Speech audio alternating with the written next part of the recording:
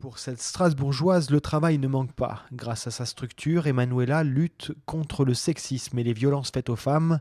Ce matin, elle prépare une intervention dans une entreprise. J'aime bien, discuter avec la personne qui m'a contactée, donc c'est souvent les RH ou des fois les chefs d'entreprise, pour avoir une idée en fait de pourquoi les personnes m'appellent. Est-ce qu'il y a déjà des choses qu'elles ont entendues en amont, en interne, pour que je sache aussi comment orienter l'intervention. Avec ses interventions en entreprise, ses affiches bientôt présentes dans les bus et les trams, ou les stands déployés en soirée, Dis bonjour sale pute a su utiliser la renommée d'un compte Instagram en la concrétisant avec des actions sur le terrain. C'est important parce qu'on a des discussions, contrairement à un post Instagram ou un podcast où les gens vont lire ou écouter ce qu'on a fait. On va pas avoir d'échange, on va pas avoir de construction derrière. Alors que quand on va parler avec des jeunes, ils vont nous poser des questions qui sont tout à fait normales et on les aide en fait à comprendre que c'est normal de ressentir des choses, qu'une main aux fesses, c'est une agression sexuelle et qu'on l'ait mal vécu, c'est tout à fait normal, etc. Et en fait, le fait de rencontrer les gens dans la vraie vie, ça permet aussi de conscientiser ces choses qu'on a banalisées.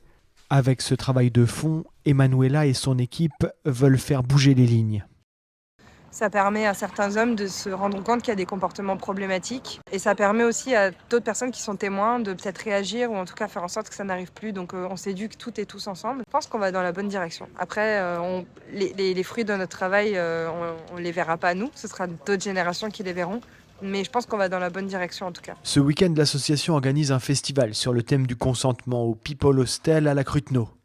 Le but, c'est de pouvoir aborder des sujets importants, comme donc le féminisme, le consentement, la déconstruction, les violences sexistes et sexuelles, et de pouvoir avoir des moments de pause avec le brunch, le food dating, le yoga, les cercles de parole et les concerts. Notre objectif, c'est pas de faire de l'entre-soi.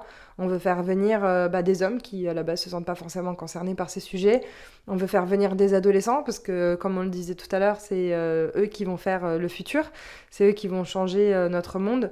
Donc voilà, l'idée, c'est vraiment de pouvoir essayer d'attirer un maximum de personnes différentes pour traiter ces sujets.